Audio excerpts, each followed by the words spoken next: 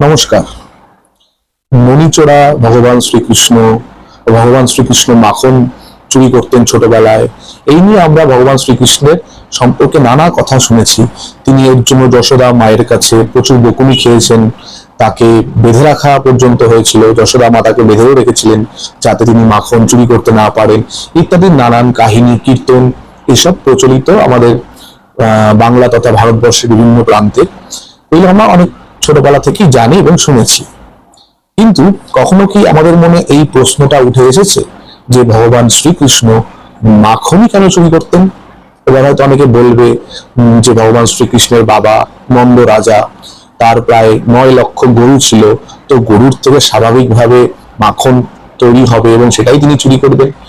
গরুর দুধ থেকে তো গরুর দুধও যথেষ্ট সুস্বাদু, খাবার ক্ষীর আছে, তারপরে দই আছে, তো তিনি মাখনটাই কেন চুরি করতেন বা মাখনের উপরে কেন এতটা এমফাসাইজ করা হয়েছে? এটাকে আধ্যাত্মিক পার্সপেক্টিভে বা আধ্যাত্মিক দৃষ্টিভঙ্গির দ্বারা আমাদেরকে বুঝতে হবে। যখন আমাদের ভক্তি কিছুটা বিশুদ্ধ আকার ধারণ করে বা আমাদের ভক্তি যখন মলিনতাটা কাটায়, তখন সেটা পরিণত হয় দুধে, এবং সেই দুধ কিন্তু তরল অবস্থায় থাকে। বাই চান্স দুধের মধ্যে যদি বাইরে থেকে কোনো মলিন বস্তু এসে পড়ে বা দুধটাকে যদি কাট করে দেওয়া হয়, সাথে সাথে বেশ কিছুটা দুধ হয় ছলকে পড়ে যাবে, বা কোনো মলিন বস্তু এসে যদি পুনরায় ওই দুধের উপরে পড়ে, তাহলে দুধটা নষ্ট হয়ে যাবে। তাই সেই দুধটাকে আমাদেরকে সাবধানে রাখতে হবে।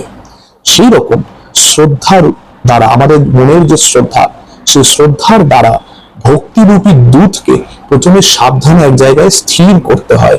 তার মানে যে ভক্তি যখন আমরা ভগবানের প্রতি লাভ করি, সেই ভক্তিটাকে আমাদেরকে কেয়ারফুলি আগে এক জায়গায় স্থির করতে হয়।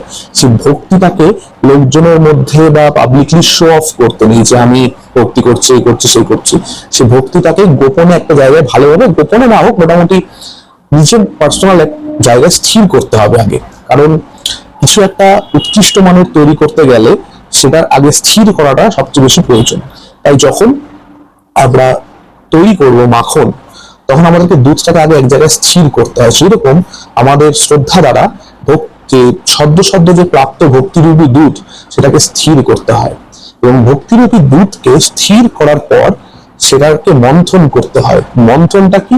মন্থনটা হচ্ছে ঈশ্বরের নাম জপ। সেটা আপনি করজপেই করুন বা মালা দ্বারাই করুন, যার যেটা কমফোর্টেবল বা যে যেটা আদেশ প্রাপ্ত হয়েছেন তার যার গুরুর দ্বারা। এই যে মালা জপ বা ঈশ্বরের নাম জপ, সেটাই হচ্ছে মন্থন করা, এবং সেই মন্থন করতে করতে করতে করতে সেই ভক্তি রূপ দুধ থেকে উঠে আসে হচ্ছে সেই পবিত্র প্রেমা ভক্তি, যেটা সেই দুধের সার, সেটা হচ্ছে মাখন। ভগবান শ্রীকৃষ্ণ একেবারে যে ভক্তির যে চরম স্তর, প্রেম ভক্তি বা প্রেমা ভক্তি, যেখানে এতটুকু অবিশুদ্ধতা থাকে না, যেখানে ভক্তি একটা আকার প্রাপ্ত হয়, একটা বিশুদ্ধ আকার প্রাপ্ত হয়, সেই আকারটাকেই ভগবান শ্রীকৃষ্ণ গ্রহণ করেন। এবং মাখন হচ্ছে দুধের সবচেয়ে পিওরেস্ট ফর্ম। তাই ভক্তির সবচেয়ে পিওরেস্ট ফর্মটাকেই ভগবান শ্রীকৃষ্ণ গ্রহণ করেন। সেই জন্যই কিন্তু তিনি মাখন চুরি করেন। এবং আমাদেরকে সবসময় নিত্য ভগবানের স্মরণ, মনন, চিন্তন এবং নাম জপের দ্বারা সেই দুধকে মন্থন করে যেতে হবে। মন্থন করতে করতেই উৎকৃষ্ট রূপ প্রেম ভক্তি আমরা লাভ করব। এবং সেই মাখনকে যদি আমরা সংসার রূপ জলে ফেলে রাখি, তাহলে সেই মাখন কিন্তু জলে ভাসবে, মিশে যাবে না। অর্থাৎ সাংসারিক কোনো জিনিস আমাদেরকে প্রভাবিত করতে পারবে না। কিন্তু যদি ওই সদ্য প্রাপ্ত হওয়া দুধ যদি জলের মধ্যে মিশে যায়, তাহলে জলে দুধে একাকার হয়ে যাবে। মানে ভক্তি হয়তো সবে লাভ হয়েছে, কিন্তু তার মধ্যে যদি আমরা সেটাকে আলাদা না করে যদি তার মধ্যে আবার সাংসারিক মলিনতা মিশিয়ে দিই, তাহলে সেই ভক্তির মধ্যে আর বিশুদ্ধতা থাকবে না। তাই সেই প্রেম ভক্তিকে লাভ করতে হলে প্রথমে শ্রদ্ধার দ্বারা বা শ্রদ্ধার পাত্রে সেই ভক্তিকে সন্তর্পণে সংরক্ষণ করুন। তারপর নাম জপ দ্বারা, নাম জপ যেটাকে আমরা মন্থন বললাম, সেই মন্থনের দ্বারা ধীরে ধীরে ধীরে ধীরে সময়ের সাথে সাথে সেই ভক্তিকে মন্থন করতে থাকুন, এবং শেষে উঠে আসবে সেই উৎকৃষ্ট প্রেমা ভক্তি বা সেই উচ্চ রস, যেটাকে বলা হয় ভক্তির সর্বোচ্চ রস, সেই মাখন রূপ উঠে আসবে। এবং সেই মাখন একবার যদি আপনারা লাভ করে ফেলেন, তাহলে আপনারা এই জগতের থেকেও সেই স্পিরিচুয়াল বা আধ্যাত্মিক জগতের সাথে সবসময় কানেক্ট থাকবেন। সাংসারিক বা জাগতিক কোনো কিছুই আপনাদের মনকে কোনোভাবে অভিভূত করতে পারবে না। তাই আমাদের সবসময় এটাই চেষ্টা হবে যে সেই প্রেম ভক্তি স্বরূপ মাখনটা যাতে আমরা আমাদের জীবনে অর্জন করতে পারি, এবং সেই মাখন অর্জন করে তার নিবেদন যেন আমরা প্রভুর চরণে করতে পারি। কারণ প্রভু একমাত্র মাখনটাই সবচেয়ে বেশি ভালোবাসেন। আর দেখবেন মাখন একবার শক্ত হয়ে উঠে গেলে সেই মাখন কিন্তু খুব স্টিকি হয়, চট করে ছেড়ে যায় না, মানে কোনো কিছুর মধ্যে লাগিয়ে দিলে লেগে থাকে।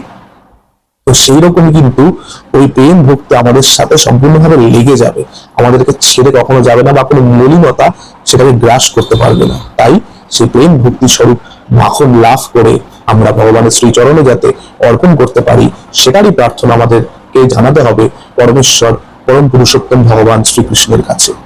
তো এই ছিল মোটামুটি আজকের আলোচনা। আধ্যাত্মিক দৃষ্টিভঙ্গির দ্বারা আপনাদেরকে আশা করি বোঝাতে পারলাম যে ভগবান শ্রীকৃষ্ণ কেন মাখনই চুরি করতেন।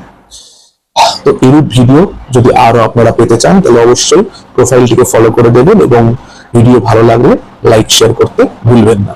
ধন্যবাদ।